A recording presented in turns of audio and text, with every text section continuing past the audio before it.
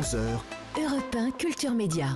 Thomas Hill. Salut Rémi, comment ça va ? Très très bien, et vous-même ? En pleine forme, écoute. Alors, au sommaire de ce journal des médias aujourd'hui. Eh bien, on reviendra sur les excuses de Jacques Legros. C'était hier aux 13h de TF1. Vous découvrirez pourquoi également au menu l'émission Le Grand Bluff de Patrick Sébastien qui fête, c'est que de l'amour, qui fête ses 30 ans avec un documentaire qui lui est consacré ce soir sur C8. Et enfin, on vous parlera de la nouvelle formule de Thalassa. Son présentateur nous dira tout ce qui nous attend. Mais on commence comme d'habitude avec les audiences qu'ont regardé les Français hier soir à la télé. Eh bien, ça vient tout juste de tomber, et Astérix sur M6 est plus fort que Joséphine sur TF1. Oh là là. Et oui, 3,5 millions de téléspectateurs pour M6. 3 3 millions tout de même pour Joséphine, Ange Gardien sur TF1. Et en troisième position, bien, Un si grand soleil, bien, s'en sort plutôt bien. Sur France 2, c'était en prime, on vous en parlait hier. Ah oui, il y avait 7 épisodes à la file. Exactement, Là, marathon de 7 épisodes à la suite. 2,7 millions de téléspectateurs et 14,1% de part d'audience. Alors, je pense quand même aux gens qui ont regardé un épisode d'Un si grand soleil à 20h45 hier, qui sont allés se coucher tranquillement après et qui reviennent ce soir et qui vont découvrir La suite, mais c'est 7 épisodes plus tard, du coup ils ont loupé plein d'événements là. Alors effectivement, mais c'était une session de rattrapage comme l'expliquait, vous le savez, le producteur hier. Très bien. Europe 1, le journal des médias. Et on débute ce journal des médias avec le 13h de TF1 et des excuses de Jacques Legros. Oui, des excuses présentées hier à l'antenne, des excuses au nom de TF1 qui font suite à un reportage consacré à la vague de froid qui touche actuellement les États-Unis. Ce sujet avait été diffusé la veille dans le JT de 13h d'Audrey Crespo-Mara. Je vous propose d'écouter Jacques Legros. Vous savez à quel point à TF1 nous tenons à vous apporter une information fiable. Hier, par erreur, nous avons diffusé une image d'un homme qui ouvre la portière de sa voiture totalement prise dans la glace, qui d'ailleurs se brise. Cette image datait de janvier 2022. Nous en sommes bien sûr désolés et nous vous prions de bien vouloir nous en excuser. Alors cette image que Jacques Legros évoque, c'était une image dénichée sur les réseaux sociaux et qui datait donc, il le dit, de plusieurs mois. Une erreur qui avait été d'ailleurs remarquée par certains internautes particulièrement vigilants. Fort. Ouais. Allez, on change de chaîne et on passe sur France 2 qui lance ce soir en prime une nouvelle émission. Événement sur France 2. C'est trop beau. Ce soir, Julie Debona va vivre l'aventure de sa vie. Alors l'aventure de sa vie, elle s'appelle Instinct Animal, c'est le nom de ce nouveau programme événement lancé, vous l'avez dit Thomas, ce soir en prime sur France 2. Le principe c'est très simple, vous avez deux présentateurs, Diego Buñuel et Perrine Cross-Marie, qui emmènent un people, une personnalité à l'autre bout du monde. Objectif, découvrir des espèces sauvages, c'est un petit peu, vous savez, rendez-vous aux inconnus mais avec des animaux, D'accord. C'est un peu le principe. Ouais.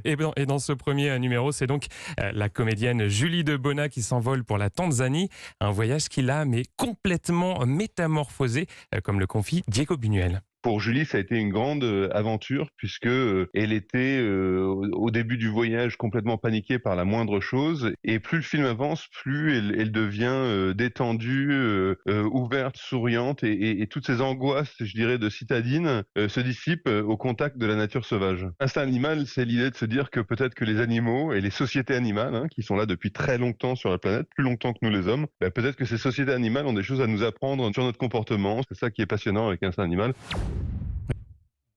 On retrouve notre instinct animal dans cette émission. Alors Diego Buñuel qui sera par ailleurs dans quelques mois aux commandes d'une nouvelle version de Thalassa. Oui, il succédera à la présentatrice Sabine Quindou à la tête de cette émission mythique, émission lancée en 1980, et vous allez voir, tout va changer. La chaîne, le nom, la ligne éditoriale.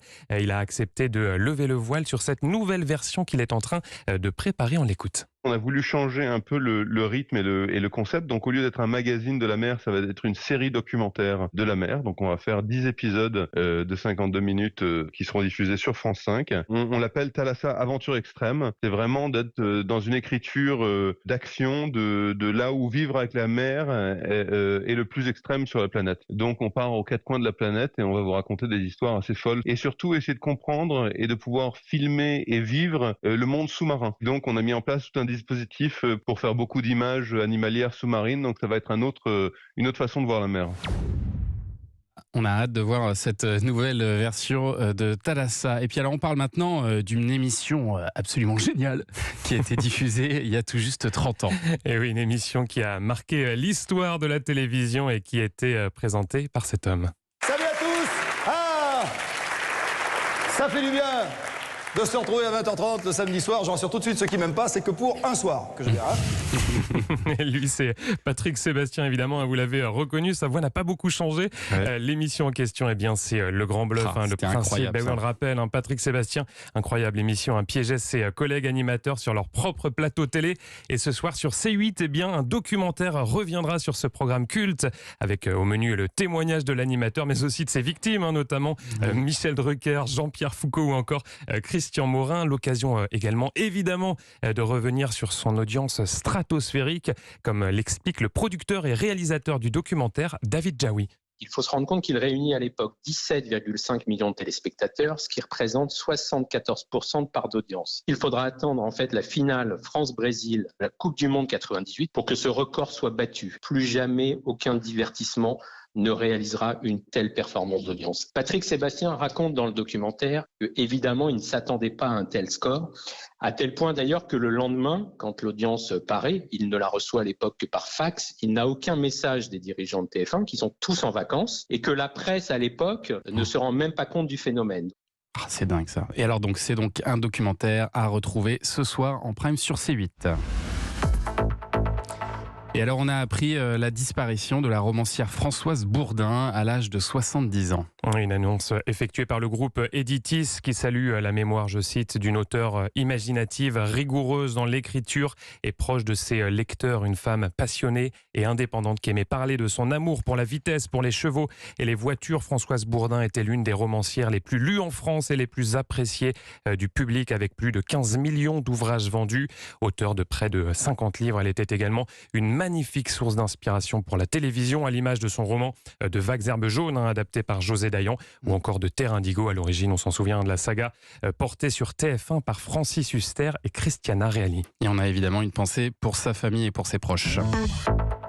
Juste avant de retrouver votre télétrottoir, Rémi, un petit tour par France 5 qui diffuse ce soir en prime un documentaire consacré aux grandes figures du XXe siècle. Oui, un documentaire baptisé Le siècle des icônes est signé Bertrand Delay, un programme divisé en 3 épisodes qui revient sur ces personnages qui ont marqué le XXe siècle, avec notamment cette question, pourquoi des acteurs de l'histoire se sont transformés malgré eux en véritables icônes. Alors le rôle des images et de la communication est au cœur de ce documentaire qui s'adresse à un très large public, comme l'explique Bertrand Delay. On l'écoute. L'idée vraiment, c'est une forme de vulgarisation historique, c'est vraiment de l'histoire populaire, en se remémorant ces personnages et ces images qui ont fait le XXe siècle. Donc on en a quelques-uns qui sont des personnages absolument incroyables parce qu'ils sont des personnages carrefour. Je pense évidemment à Chaplin, à Joséphine Baker, mais on a aussi des personnages qui ont été extrêmement importants dans l'histoire américaine et africaine. Je pense à Mohamed Ali. J'ai intégré un Bob Marley qui est quand même la première star mondiale issue du tiers-monde. Il y a évidemment un Kennedy, évidemment une Marilyn Monroe, et je conclus sur une icône à peu près comparable sur Lady Diana. Le siècle des icônes, c'est ce soir donc en prime sur France 5. Allez, on termine ce journal, Rémi, avec votre télétrottoir. Et oui, je vous embarque dans la rue, vous le savez, comme chaque jour pendant les fêtes. Alors que vont regarder ce soir les Français à la télévision? Je leur ai posé la question.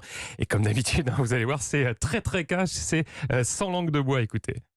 Je choisirais Forrest Gump sur TF1. Il est très très très bien, ce film. Il est très simple, très beau et très pur. C'est que des vieux trucs. Non, il n'y a rien qui me branche. Plutôt Netflix, donc voilà. Là, par exemple, qu'est-ce que vous allez regarder ce soir sur Netflix? Le reportage sur Meghan et Harry. Plutôt celui avec Gandhi, le siècle des icônes. C'est sur France 5, ça parle des icônes du XXe siècle, Gandhi, Nelson Mandela, Charlie Chaplin. Ouais, ça peut m'intéresser, ça peut aussi me cultiver. Instinct animal sur la 2. J'aime bien la vie des animaux, ça change de la guerre, ça change de tout. Un Forrest Gump déjà vu, revu, Nuit magique dans le monde de Disney, pourquoi pas avec ma fille. C'est sur M6, c'est un divertissement qui a été tourné à Disneyland Paris avec plein de chanteurs. Oui, je pense, il y a Chantal Goya. C'est anthologique Chantal Goya quand même. Alors moi je partirais peut-être plus sur un R sur TF1 série film, c'est ça? Une référence de Chabat, c'est toujours bien. Comment vous prononcez? R. Et vous, madame? Et vous, Thomas, comment vous prononcez? Voilà, c'est un très bon film d'ailleurs à voir. Excellent. Ouais. Excellent. Ouais. Allez, merci beaucoup Rémi. Toutes ces infos sont à retrouver dans la newsletter média, inscription gratuite sur europe1.fr. Et à demain pour un nouveau journal des médias.